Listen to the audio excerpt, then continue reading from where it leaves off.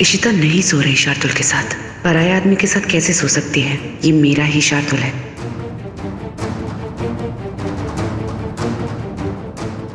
शार्दुल, तुम क्यों झूठ बोल रहे हो? पर मैं प्रूव करके रहूंगी।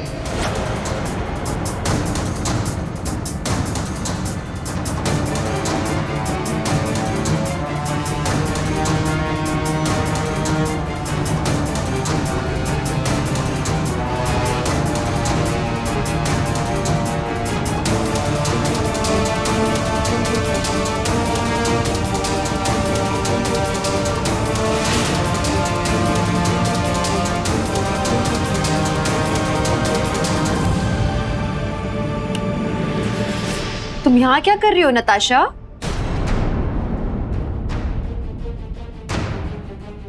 रुकी प्लीज। इसे डिस्टर्ब मत कीजिए। एक्चुअली मेरी बहन को नींद में चलने की आदत है।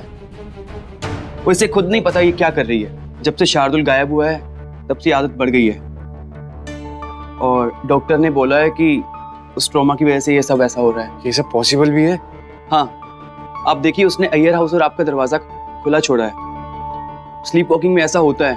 दरवाजा खुला देख के मैं यहाँ आ गया और मैं समझ गया था कि यहीं आई होगी।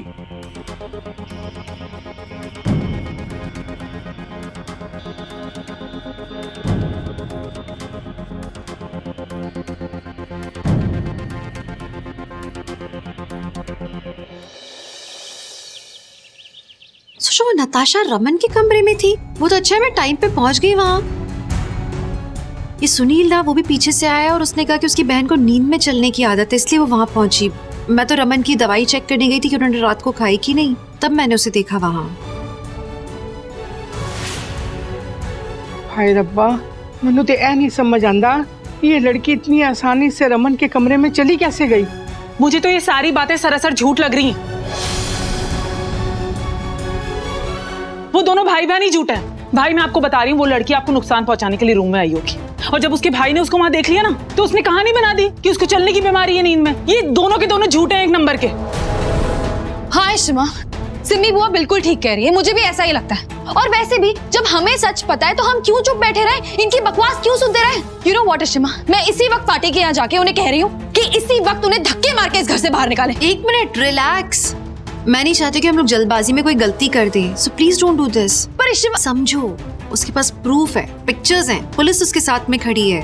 अभी अगर हम इस तरह की गलती करेंगे तो उन्हें लगेगा कि हम गलत हैं, हम अपनी गलती छुपा रहे हैं। इशिता बिल्कुल ठीक कह रही है। हमें किसी तरह से ये प्रूव करना होगा कि मैं उसका पति नहीं हूं। बस एक बार उस सर्जन से हमारी बात हो जाएगी ना तो सब कुछ क्लियर हो जाएगा। वैसे सुधा जी उस सर्जन को कांटेक्ट करने की कोशिश कर रही है, लेकिन तब तक हमें इंतजार करना होगा और इस औरत को हमें टॉलरेट करना होगा।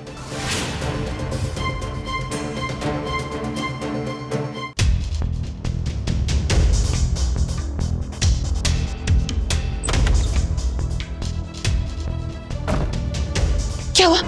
क्या बातें कर रहे थे वो लोग? उन्हें यकीन हो गया ना कि मैं नींद में चल रही थी? नहीं, उन्हें इस बात का जरा भी यकीन नहीं होगा तुम नींद में चल रही थी। अभी फिलहाल उनके पास हमें बर्दाश्त करने के अलावा और कोई रास्ता नहीं है।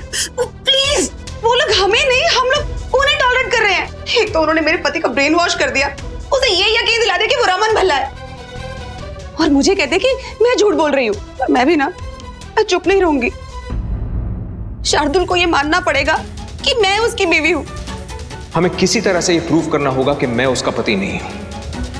बस एक बार उस सर्जन से हमारी बात हो जाएगी ना तो सब कुछ क्लियर हो जाएगा।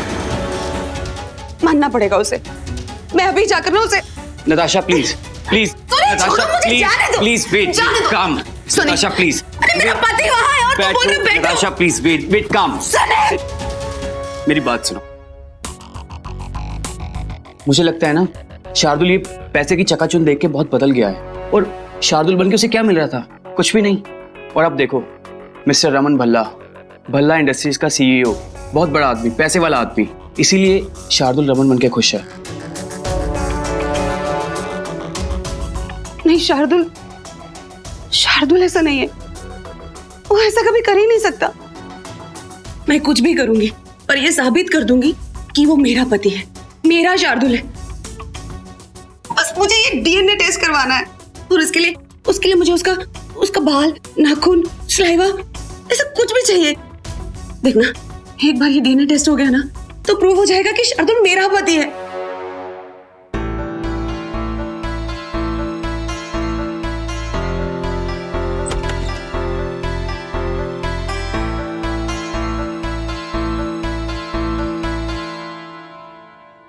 उस सर्जन से कांटेक्ट हुआ?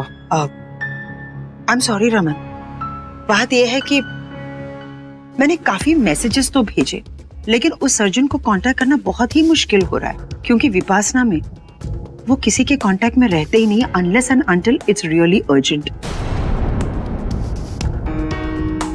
बाहर की दुनिया से वो टोटली कट ऑफ हो जाते हैं। पर क्या तब तक वो लोग यहीं डेरा डाल के पड़े रहेंगे? एग्जैक्टली। अभी अजीब सी मुसीबत आ गई है घर पे।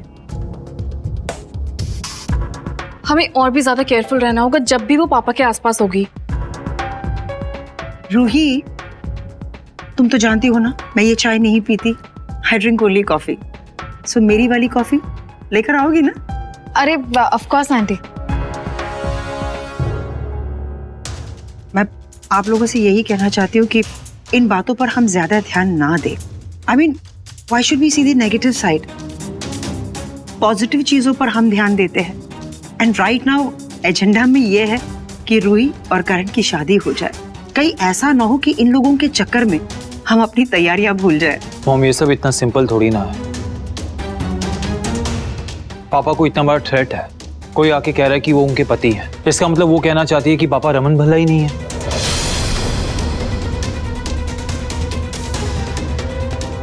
इस सब के बीच में शादी एंड ऑल, मॉम मुझे लगता है कि हमें शादी पोस्टपोन कर देनी चाहिए।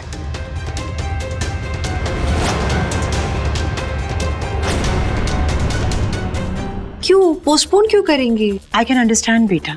एक्चुअली इन बातों को भूलना तो दूर, हम इन चीजों को नजरअंदाज भी नहीं कर सकते, खास तौर से जब ये लोग 24/7 इस घर में रह रहे हैं हमारी आंखों के सामने। बट मैं आप लोगों से ये पूछना चाहती हूँ कि ऐसे झूठे लोगों को हम इतना इंपॉर्टेंस क्यों दे रहे हैं? ये लोग कुछ भी कर सकते हैं ये प्रूव करने के लिए कि ये रमन भल्ला नहीं है।